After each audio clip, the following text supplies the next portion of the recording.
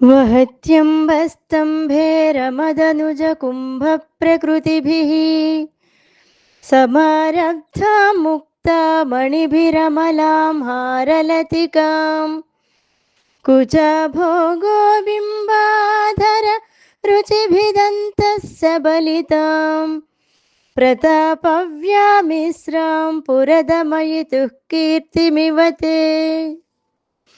ఈ శ్లోకంలో శంకర భగవత్పాదులు అమ్మవారి యొక్క స్తన మండలముపై ఉన్నటువంటి ముత్యాలహారం గురించి వర్ణిస్తున్నారు. ఆ ముత్యాలహారం ఆమె యొక్క అధర కాంతులతో చిత్రవర్ణము కలిగినది, త్రిపురాంతకుడైనటువంటి శివుని యొక్క ప్రతాప కీర్తులకి గుర్తుగా ఉందిట. అంటే ఇక్కడ ఈ శ్లోకంలో అమ్మవారి యొక్క ముత్యాలహారాన్ని వర్ణిస్తూ వహత్యంబ స్తంభేరమదనుజ కుంభ ప్రకృతిభి, అంటే స్తంభేరము అంటే ఏనుగు, స్తంభేరమదనుజుడు అంటే గజాసురుడు. అటువంటి గజాసురుణ్ణి శివుడు సంహరించాడు.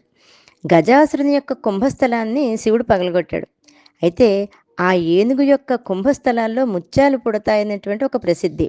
అంటే మనకు శాస్త్రాలు ఏం చెప్తూ ఉంటాయంటే కొన్ని చోట్ల ముత్యాలు చాలా స్వతసిద్ధంగా పుడుతూ ఉంటాయట. అవి 6 స్థలాల్లో పుడతాయని సర్వజ్ఞ సోమేశ్వరుడు గారు తెలియజేశారనేటువంటి ఆధారాలు ఉన్నాయి.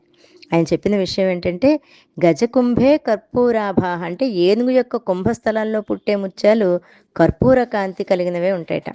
అలాగే వంశే రక్తసితాహ స్మృతాహ, అంటే వెదురులో కొన్ని రకాల ముత్యాలు పుడతాయి, అవి తెలుపు ఎరుపు రంగు కలిసినవే ఉంటాయి. ఇంకా ఫణాశు వాసుకేరేవ నీలవర్ణాహ ప్రకీర్తిత, అంటే వాసుకి సర్పం యొక్క పడగ యందు కూడా మణులు ఉంటాయని చెప్తారు. ఆ ముత్యాలు నీలపు రంగు కలిగినటువంటి. అలాగే జ్యోతిర్వర్ణాస్తు జలధౌ, మేఘములలో పుట్టేటువంటి ముత్యాలు జ్యోతిర్వర్ణములు, అంటే మెరుపు రంగు కలిగినవే ఉంటాయట. ఇంకా సుక్తికాయం సితాస్మృత, అంటే ముత్యపు చిప్పల్లో పుట్టేటువంటి ముత్యాలు కొన్ని.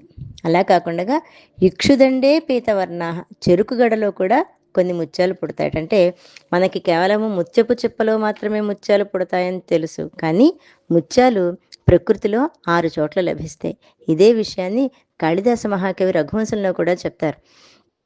ఆ ఏనుగు యొక్క కుంభస్థలంలో ముత్యాలు ఉంటాయనేటువంటి విషయాన్ని అక్కడ చెప్తారు. ఇక్కడ ఇంతకీ ఈ ఏనుగు కుంభస్థలంలో పుట్టినటువంటి ఆ ముత్యాలని అమ్మ ధరించినటువంటి ముత్యాలహారంలో ముత్యాలుగా ఆవిడ వేసుకుందిట.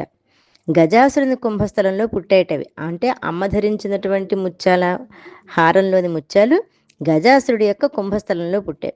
అంటే శివుడు గజాసురుడిని చంపగా అతని శిరస్సుపై గల కుంభస్థలంలోని ముత్యాలని పార్వతీమాత భర్త యొక్క విజయ సూచకంగా హారంగా గుచ్చుకుని మళ్ళీ వేసుకుందిట.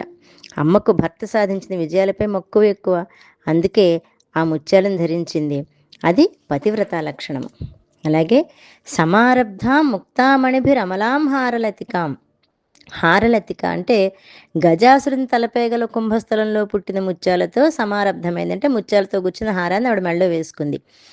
ఇవి అమలము, అంటే మలినం లేనివి, ఏమాత్రము దోషం లేనివి, అటువంటి తెల్లటి ముత్యాలు అని అనేటువంటి. అమలం అంటే ఇక్కడ తెల్లటివి అని అర్థం కాదు, ఎటువంటి దోషాలు లేనిది అని అర్థం.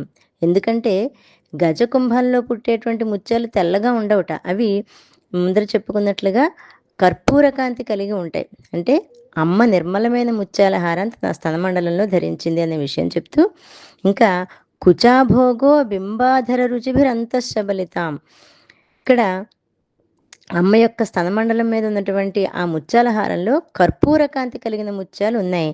అవి ఎప్పుడైతే అమ్మవారి యొక్క బింబాధర కాంతులతో, అంటే దొండపండు వంటి పెదవులు ఎర్రగా ఉన్నటువంటి ఆ అమ్మవారి యొక్క పెదవుల యొక్క ఎర్రటి కాంతి ఈ ముత్యముల మీద పడుతోంది. పడడం వల్ల ఆ ముత్యాల కాంతి, కర్పూర కాంతి, ఎరుపు కాంతితో కలిసి చిత్రవర్ణములు కలిసాయట.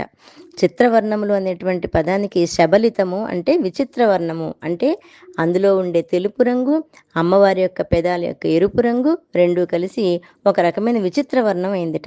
ఇంకా ప్రతాపవ్యామిశ్రాం పురదమయతి కీర్తిమివతే, అంటే త్రిపురాలను మర్దించినటువంటి ఆ పరమేశ్వరుని యొక్క అని అర్థం పురదమయతు అంటే.